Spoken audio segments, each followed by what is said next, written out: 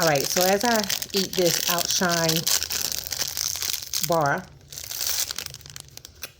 let me tell you guys a little something about my um, vegan journey.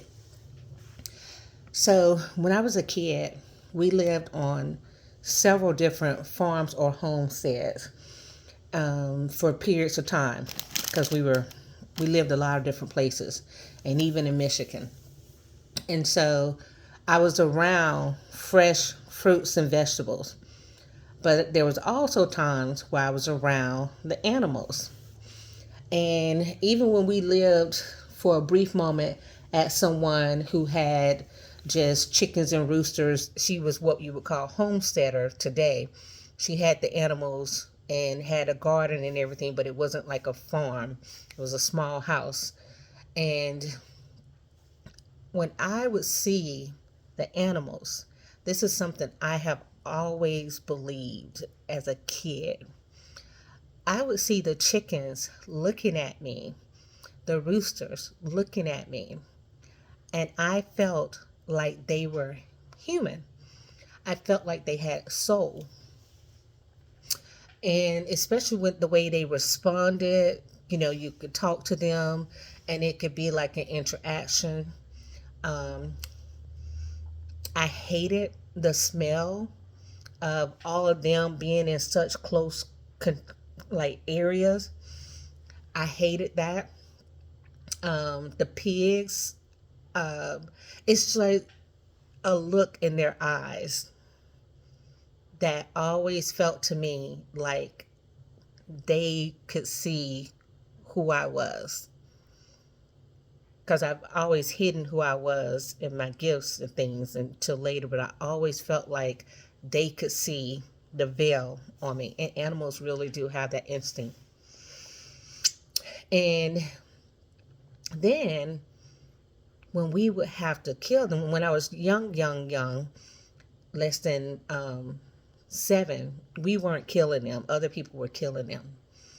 And they would come to the table, we would eat it. But I didn't completely connect the fact that the chicken that I saw outside was the same chicken that I was eating.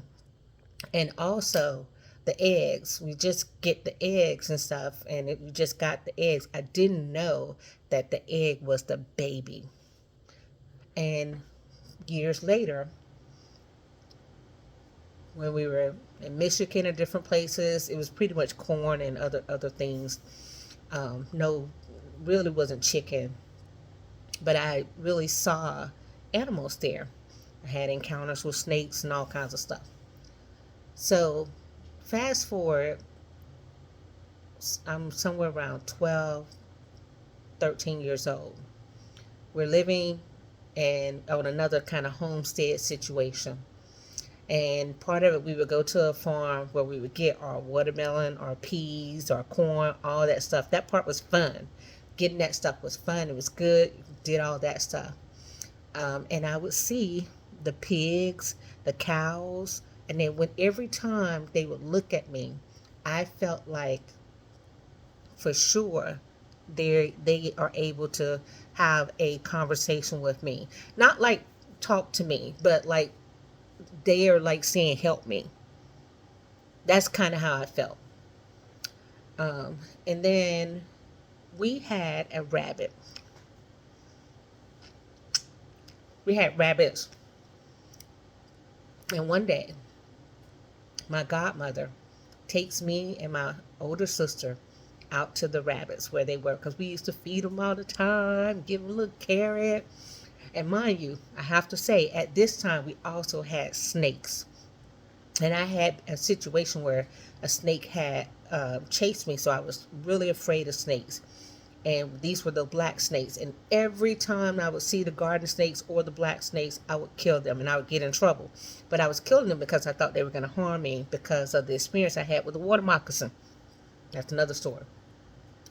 And so I couldn't kill the snakes. My godmother would say, don't kill the snakes. That snake is a good snake. Don't kill that one. You can only kill these. You can't kill that one. So now I'm a kid and I got to learn which snakes I can kill and which snakes I can't kill.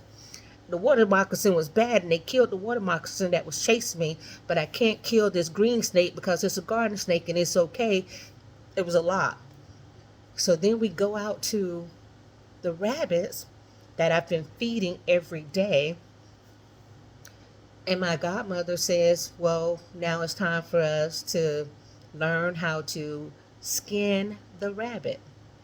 And although I'm like 12, 13, something in my mind was like, what? And my sister and I had to kill that rabbit. And when we cut it open, she was pregnant. I cried. I got in trouble that night because I refused to eat.